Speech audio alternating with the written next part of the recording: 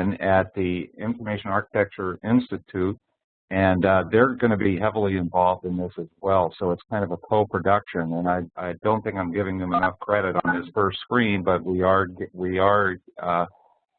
doing the co-sponsorship, and it's been exciting talking to Bev about these things. And so if you go to the UXconnect.wordpress.com site that I have down here at the bottom of the page, you'll see more about their involvement in this. Hi to those of you who have joined. I hope you all can hear me. If you can't, then you wouldn't know that I'm asking if you can. So, I don't know if you can raise hands in WebEx, but you know, if you think about it, just hit the there you go. Okay, great. Thank you very much. I see a few hands being raised, and okay, so just to kick this off then, I thought I would do a presentation on some research that I've been doing here at as part of my research program, and I did this project with and at the urging of Bethany Simonich and Val Kelly, who are in the online learning team here at Kent State University. And Bethany is an instructional designer and at Kent State, and Val Kelly is the director of online learning at Kent State.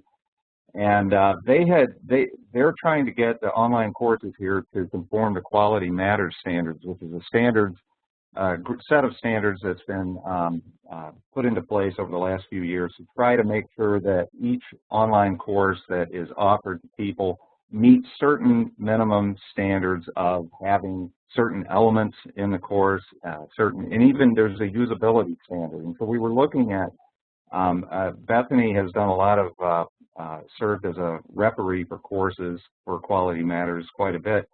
And she said, well, you know, we have to pass these courses in Quality Matters, but we can't find a lot of things that are in the course, at least not readily. So for example, I mean, just something as basic as a course schedule. What are you going to do over the next 4 months in a course?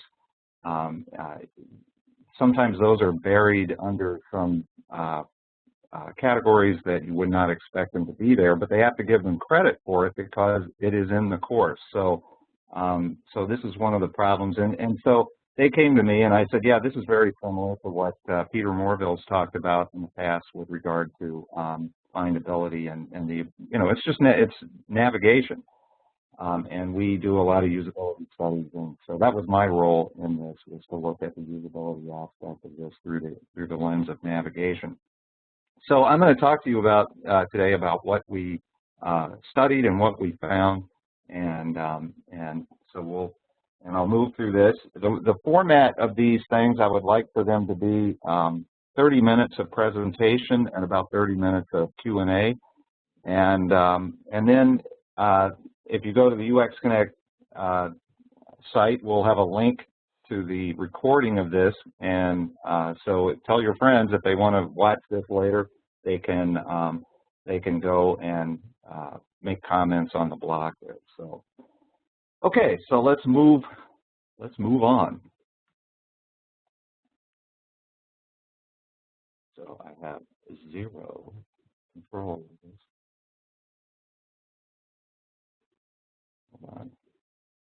Okay, so our problem that we were studying is what happens when students have trouble finding components in a course, and what impact does that have on their perception of the quality of the course and their perceptions of the instructor, all these kinds of stuff. It's a very similar problem to what UX traditionally looks at in websites and mobile applications and that sort of thing. So, when we have trouble finding something, or when we have trouble with a product, and you call tech support, often you get an answer like, well, it's in the instructor manual, just look in there and you'll find it. Well, in online courses, we say, it's in the syllabus. You know, the student calls and says, I didn't find it. Well, it's in the syllabus. Well, sometimes the syllabus is 20 pages long. Or even worse, we might say, it's in Blackboard, and you know, God knows where it would be in Blackboard when people are looking for something. So, so this is a typical thing. You know, we answer curtly because we know we put it there and it made perfect sense to us where we put things, but to the students, and to any other user, it may not be quite as obvious where something would be. So for me, I knew about Peter's book here, and I'd read it, and we use it in our courses here. And so just to get us on the same page, findability, according to Peter, is the degree to which a particular object is easy to discover or locate, as well as the degree to which a system environment supports navigation and retrieval. So this is true in websites, it's true in courses. And so Fisher and Wright in 2010 also said that there's little research regarding the implementation of usability in academia, especially in online course development. And so, a student gets into a course, and if they, I watched my son start his program, and he, I saw him, I was sitting with him when he started his first course, and so it was on a blog. He opens up the blog and he looked at it and he goes, he's all excited, but then he goes, all right, so what do I do? And it's very similar to this situation where you go into a big box store. This is the way I feel when I go into a big box store. I go, I'm like this guy standing here, and I'm pretty sure I just need sandpaper, but I don't know where the heck I'm going to find it in this mess, right? I mean, it's an overwhelming kind of situation. So, and I think it's not unlike students' experience. If you were, a freshman and you were looking at Psychology 105 here, and you're going, okay, what's the first thing I do? What do I do in this course? Where do I go? So there's no guidance here. It's just a bunch of stuff that's just been flopped out onto the page in any old way. Now, maybe it made perfect sense to the instructor when they put it together, but it probably doesn't make sense to students. Okay, so that's kind of what the problem is that we're investigating. So we want to know, or to what extent is findability a big deal?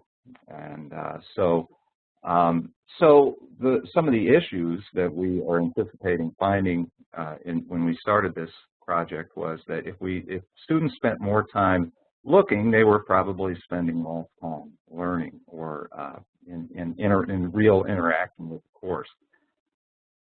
And possibly this could impact their perceptions of the instructor. It could also impact attrition in the course. So, people, if they can't find stuff after a while, if they don't have to have that course, maybe they'll drop it and take another one.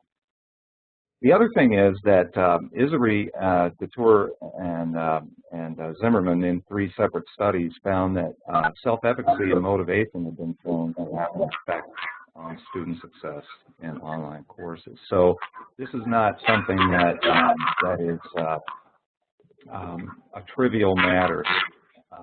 And so if we are looking at self-efficacy in conjunction with findability. So we're kind of conflating those two things to see what happens when people take a course and can't find things, if it does impact that. So quality matters, I mentioned before. They have a group of standards. It's like a rubric. And standard 6.3, we had 2 courses that met standard 6.3, and they met all the standards anyway. So we had, these were both writing intensive courses out of the English department here at Kent State. And then we broke those 2 courses, broke the navigation in ways that were not unlike that which we had found, that Bethany had found in assessing courses to whether they met quality matters standards. So in other words, some of the difficult places that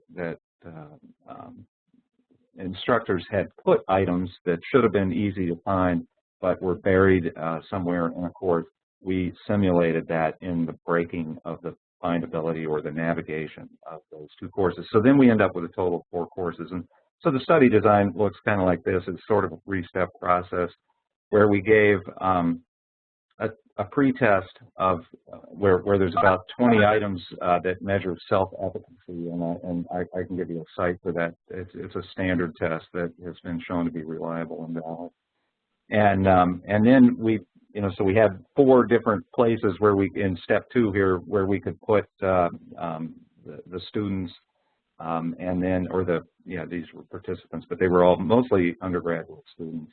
And then depending on, it doesn't matter where they were in one of those 4 segments, then we gave them 7 tasks to work on, and, find this, and, see if you can, locate this thing. And I'll give you a couple of examples of the tasks here in a minute. But 5, and then we started, at the end we closed with 5 experience questions that I can show you later, also, that sort of gave an idea of how they felt about interacting with that course. And then we repeated the self-efficacy test that we did in the pre-test to see if there was a change. So in other words, they go through, they take a self-efficacy test, so that's saying, I feel generally confident or not too confident in taking this class. Then they go through and interact with the class for a little bit. One of them, in one situation, the class meets standards, and the other one has broken navigation. And then we test their self-efficacy after that interaction. So again, this is more a textual view. It gives you a little bit more detail about this. So we had a mix of undergraduate and graduate. We had 81 students in total, 41 in the QM courses that met, or the courses that met the QM standards, and 41 in the broken navigation courses. And then we gave the MSLQ, is that standardized test on motivation and learning and self-efficacy, and then 7 scenario-based tasks.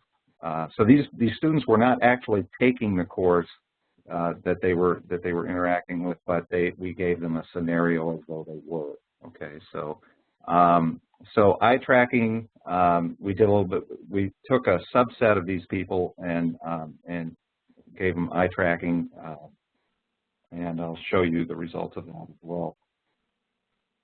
So let's go. Here's a couple of sample tasks. I'm not going to go through all 7. But the first one, we sort of set up the scenario by saying, this is the first time you've ever logged into this course. You have no idea what to do. So you're looking for clues. Remember that sample course I showed you earlier. See if you can find these 2 items to get you started. So we want to, one of the things that has to be in a Quality Matters course is a short video on how to navigate and interact with your course.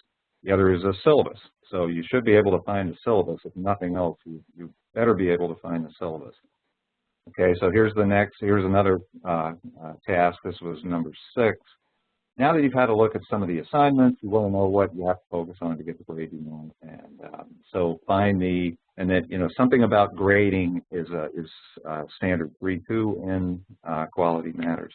So the course grading policy includes a list of the projects and the point values for each one of those things. Pretty standard stuff in a course.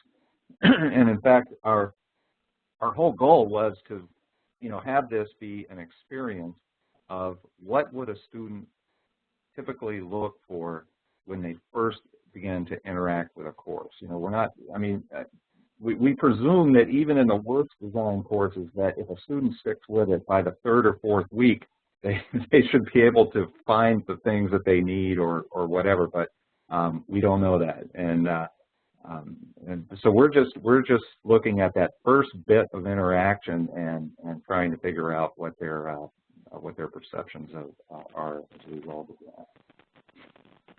So here's a little chart of there was, after each task, we gave them a couple of questions that said, well, how easy was this task? On a scale of 1 to 5, how easy was the task? How what was your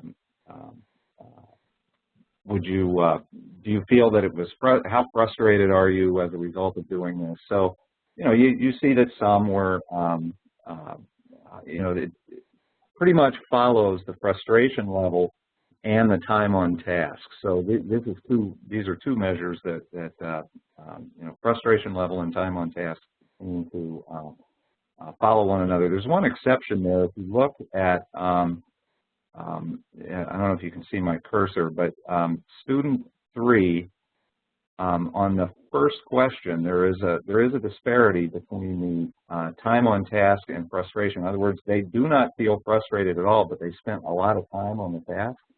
And when we went back and looked at what they were doing, this person was looking at, they just were reading, and they got interested in the course and started reading some of the things, if you can imagine that. But and by the way, these are just 4 students that we took out of the eye tracking study.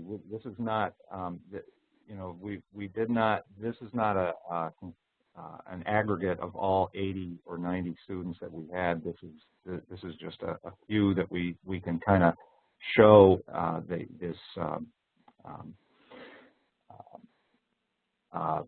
the relationship between time on task and frustration. So, but this did turn out to be true across the study. And here's another one that we have to get a visualization person working on this one, I think, because so there's a couple of things going on here. We just had a couple of tasks that we were looking at, and another measure of what people are up against is, you could look at clicks. Clicks is another related to frustration level. So if you look on the right, the key shows that the blacker the line, you got extremely frustrated, and that corresponds with high click rates on a task. So we're just trying to show that in these cases that it's there. We have more generalized data, and I'll present that in just a little bit. We're just trying to show this relationship. One thing that's very interesting, though, is when we went into the eye tracking part of the study and looked at the data there. I'm going to show you that. So look at this screenshot from a list of. This was a task that we gave somebody the task to find a course schedule for the course, and you can see that there's a PDF file at the bottom that they're looking at, and they are looking right at it, and they didn't click on it, and so they look down this whole list, and the problem is that a course schedule is I took a Coursera course, and I couldn't find the course schedule. That's one of the things that I was really looking for quite early on, and wasn't able to find in the Coursera course. But so it's a similar kind of, maybe I missed it the same way that this person missed it. I'm going to show you the video of this here pretty quick, but this is a list of file names rather than labels that could maybe have better identified items that people would typically look for early on in their interactions with the course. So let's look at the video real quick on these. I hope you can hear this.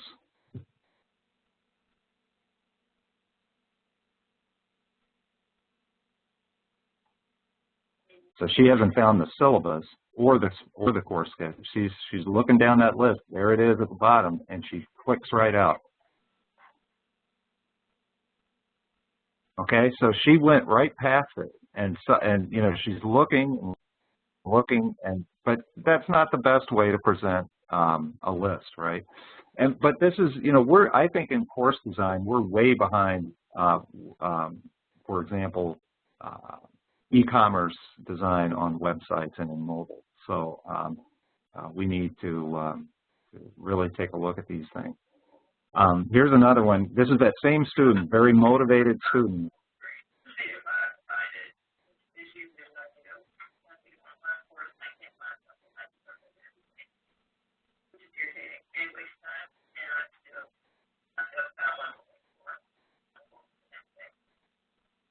So the takeaway here is that, if she can't see it pretty quickly, she's just going to start clicking on everything in there, and that's a time waster, and it's frustrating.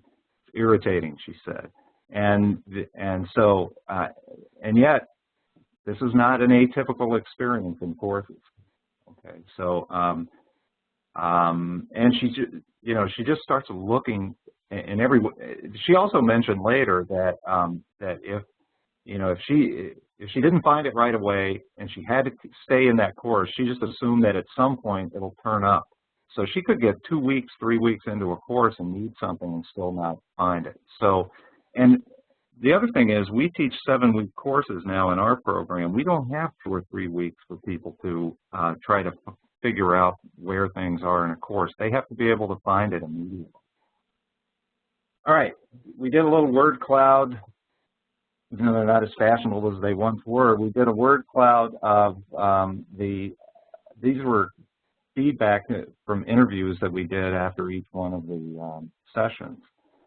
And you can see what terms came up pretty often. Frustrated, I feel stupid, I blame the professor. That was the biggest one. We had one question, in fact, where we said, you know, if you can't find things in the course, who do you hold responsible? And it's, you know, it could be that an instructional designer and an ed tech have put this together, but regardless, the professor is where the buck stops, and that's probably correct anyway. So, all right. So we had a few questions. I'll go over these, and then we're almost to the end of this. So. We had 3 questions that we're addressing in this particular presentation. I'm going to discuss just 3 quick study questions that we had. One of them is, do findability issues impact student feelings of course quality and experience? So basically what we're doing here is we're comparing the non-broken courses with the broken courses just to see whether there were differences in responses to things, and you know, things like time on task, all that kind of stuff, and self-efficacy. So, and then the second question is, so in other words, okay, so the first RQ, do QM recognized courses have higher findability than our broken courses? The second one, do students report lower levels of self-efficacy and motivation after interacting with a broken course? So in that one, we're trying to find out whether the broken course had a detrimental effect on their confidence level going into the course, and do students' overall impressions of an online course differ between courses that meet these standards and those that don't? So let's look at the first one. Do QM courses have a higher findability than broken? And so we did some t-tests on time on task, self-reported difficulty in finding items, and frustration levels. And those are, you know, admittedly self-reporting, but it was right at the time, and you can observe people and facial expressions and that sort of thing. But time on task, higher for broken courses, significantly higher. And reported difficulty and frustration were also higher, and all results were statistically significant, except for in task 5. And I'd have to look that up right now. I don't have that off the top of my head what that is.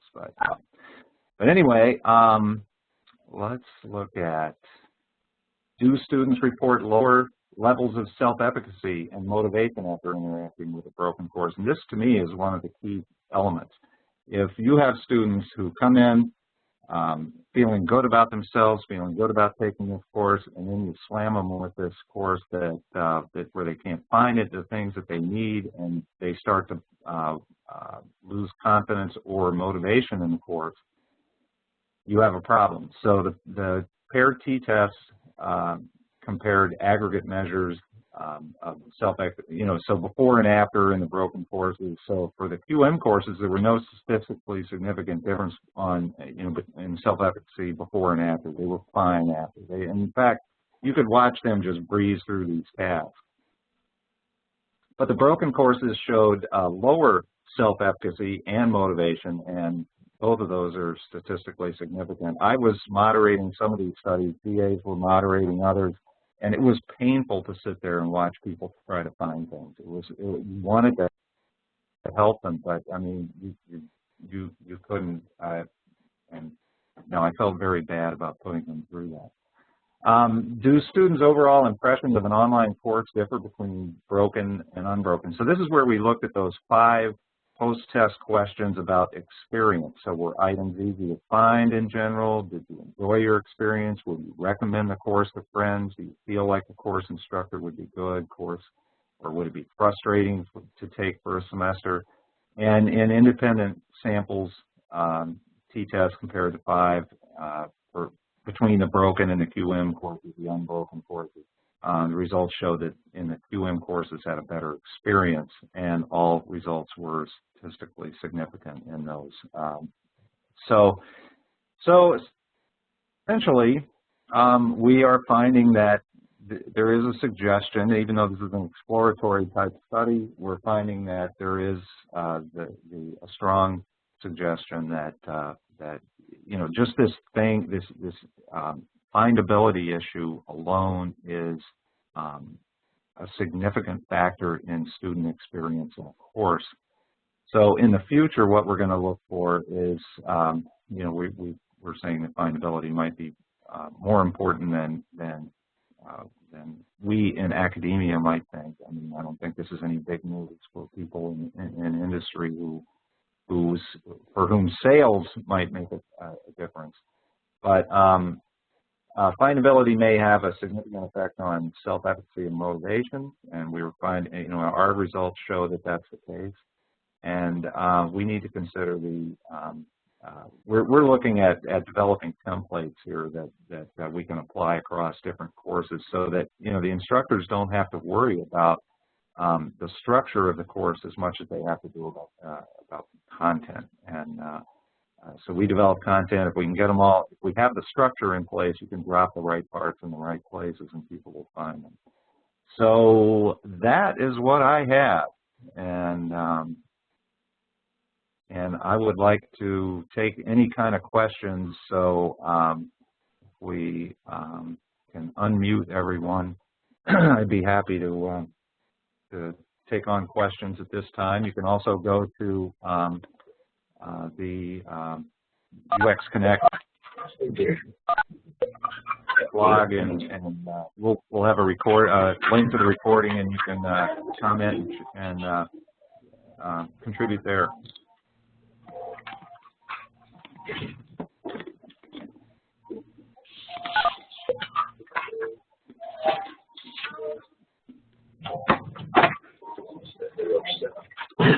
The trade as and you take credit because it's rather than good fun.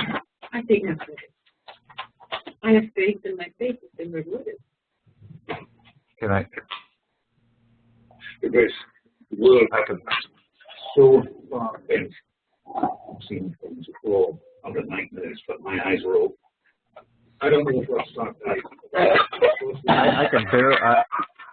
But I do know that uniting the 7 changes with the market is wrong. It is evil, and you are not an evil man. You know that. Okay.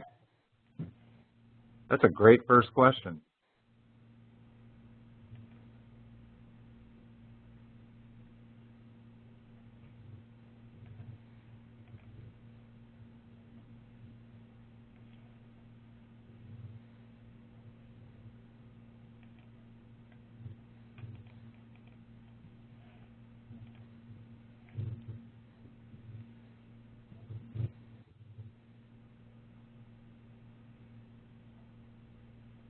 No questions.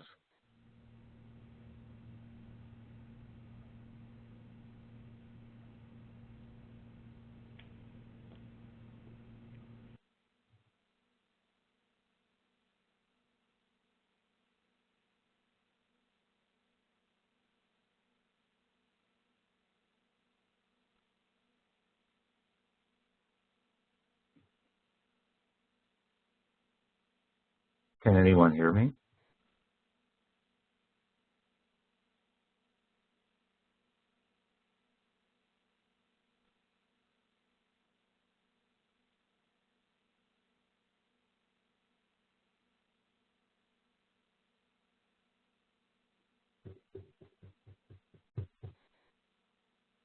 Oops.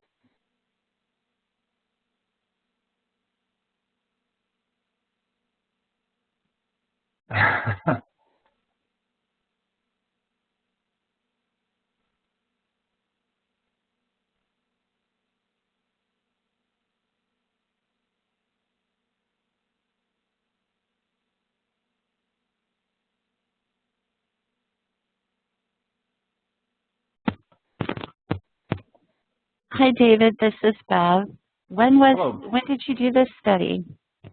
Well, we collected the data up through last fall, and then we've been slowly working through it over the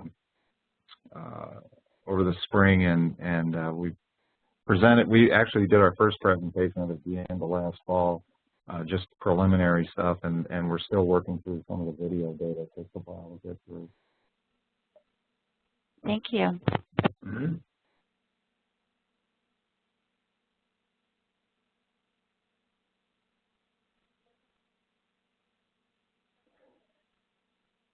Well, if there's no other questions, then we can you can add comments if you'd like on the WordPress blog. And other than that,